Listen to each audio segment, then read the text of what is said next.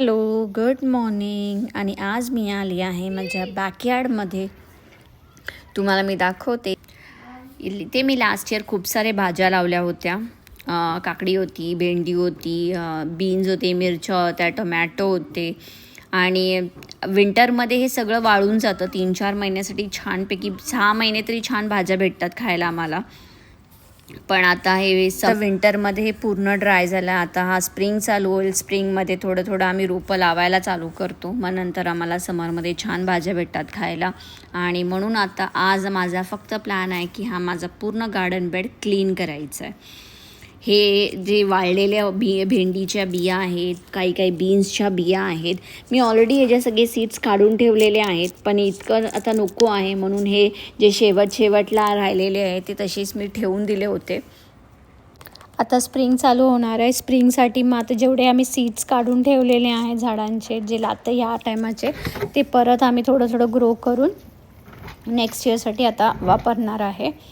आणि मी तर जास्त काही लावत नाही. 1-2 फक्त पालेभाज्या आणि जे बेसिक नीड्स आहेत जसं टोमॅटो, कोथिंबीर, मिरची एवढे असेच फक्त भाजीपाला लावते. आणि सॅलडसाठी फक्त माझ्याकडे काकड्या लावते किंवा झुकणी असते ती लावते.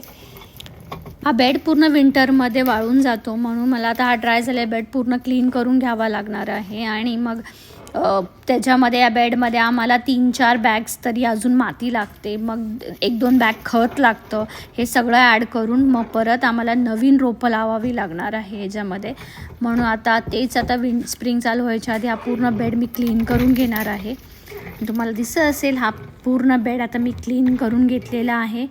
इथे समरची मजा खूपच वेगळी आणि खूपच छान असते. खूप ताज्या भाज्या खायला भेटतात, जे आपल्या गावी जशा असतात तशा खायला भेटतात. आणि आपण स्वतः लावलेल्या भाज्या खायची मजाच वेगळी असते. जे सगळे इंडोर प्लांट्स आहेत, आठवड्यातून 2 किंवा 3 दिवस मला याला पाणी घालावं लागतं.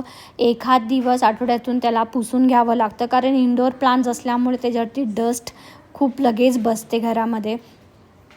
आणि यांना जास्त सनलाईट पण ह्यांना चालत नाही किंवा जास्त वॉटर पण चालत नाही या प्लांट्सला. ओव्हर वॉटरिंग किंवा ओव्हर सनलाईट पण हे जे लीफ ड्राय व्हायला लागतात. इंडोर प्लांट्सचे प्रत्येकांचे वेगवेगळं केअर करावी लागते. जसं त्याला जे सूट होतं ते बघावं लागतं.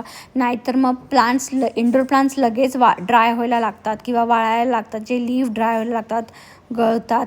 समर चालू होईल तेव्हा मी परत इंडोर प्लांट्सला रिपॉटिंग करते.